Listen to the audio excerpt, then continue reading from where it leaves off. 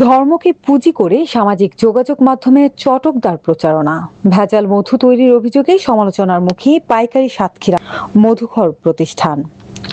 খুলনা থেকে কাজী আতিকের অনুসন্ধানী রিপোর্ট। খুলনা মহানগরীর দৌলতপুর থানাধীন দেয়ানা উত্তরপাড়ায় অবস্থিত পাইকারি মধুঘর সাতক্ষীরা এর বিরুদ্ধে ধর্মীয় আবেগ ও সামাজিক যোগাযোগ মাধ্যমে চটকদার প্রচারণাকে ব্যবহার করে সাধারণ মানুষের আস্থা অর্জনের পর ভেজাল মধু উৎপাদন ও বাজারজাত করার অভিযোগ উঠেছে।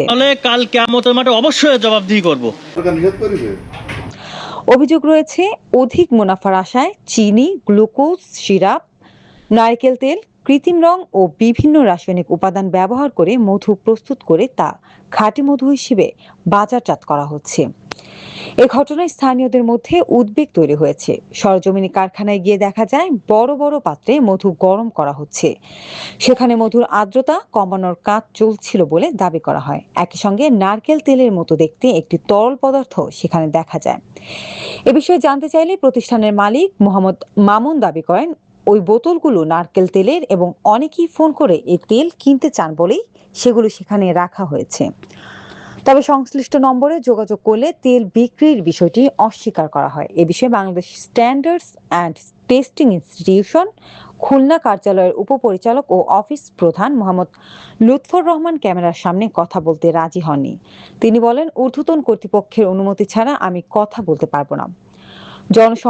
জনস্বাস্থ্য বিশেষজ্ঞদের মতে ভেজাল মধু নিয়মিত সেবনে বিভিন্ন ধরনের স্বাস্থ্য ঝুঁকি তৈরি হতে পারে।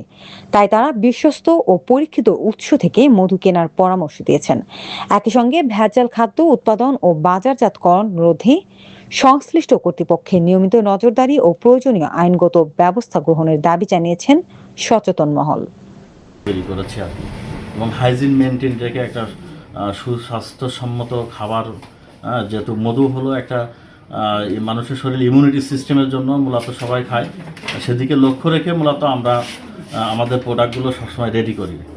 তাই এখানে দেখলাম অনেক নারকেল তেল আছে। আসলে এই নারকেল তেলগুলো এখানে আপনারা কি করেন? আসলে নারকেল তেল দেখা যাচ্ছে বেসিক্যালি যারা অনলাইনে ক্রয় করে তারা ফোন করে বলে যে ভাই আপনার কাছে আর কি আছে। কিন্তু আপনার অনলাইনে তো দেখছি আমরা শুধু মধুই বিজ্ঞাপন দিই। মধু বিজ্ঞাপন এর পাশাপাশি মানে খুব কম নারকেল তেল। সরিষার তেলের জন্য কেউ ফোন দেয় না? সরিষার তেলের জন্য আমরা সরাসরি যদি কখনো নারকেল তেলের জন্য ফোন দেয়, এর ভিতরে যদি আপনি নারকেল তেলটা মিক্সড করেন সেটা তো বোঝা যাবে না, যেহেতু মধুও মিষ্টি নারকেল তেলও মিষ্টি, এটা থেকে বোঝার কোনো উপায় নেই যে দুটো যদি মিক্স করেন। তেল আর মধু সম্পূর্ণ আলাদা জিনিস, কারণ আমার নিজের ভাঙানো। আমি আপনাদের বলেছি যদি আপনারা চান সরাসরি এটা নিয়েও যেতে পারেন, টেস্ট করা। ওই যে বোতলগুলো খোলা রয়েছে ওখানে, ওগুলো খোলা কেন? ওই বোতল, ওই তেলের বোতলটা অর্ধেক আছে, ওই যে ওইটা হাফ আছে।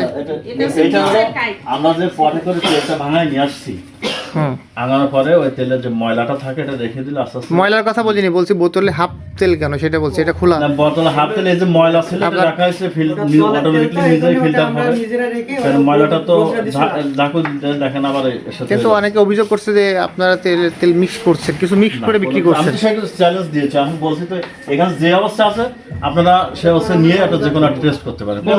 আপনি আপনার ওখানে কোনো মেমো আছে তেল বিক্রি করছেন রিসেন্টলি? রিসেন্টলি তেল বিক্রি করছি, মানে আমাদের তেলটা নিয়ে আসছি মূলত 2-3 দিন হয়েছে, এখনো ওই ময়লা তো দেখছেন। দেখলেন আপনি একটা তেল বিক্রি মেমো আমাকে দেখাতে পারছেন না? না, তেল বিক্রির মেমো? হ্যাঁ, আপনি যে তেলটা বিক্রি করছেন, আপনার অনলাইনে কেউ অর্ডার দিয়েছে যে আমার তেল দরকার, আপনি মধু ছাড়া কি বিক্রি করেন? অনলাইনে, আমাদের অনলাইন আছে, অবশ্যই আছে। এইখানে মেমো আছে? ওখানে দেখলাম অনেক মেমো, মধুর মেমো দেখলাম, তেলের মেমো আছে কিনা? তেলের মেমো আমাদের তো অনলাইনে বারকোড হিসাবে যায় পার্সেলের গায়ে। হ্যাঁ।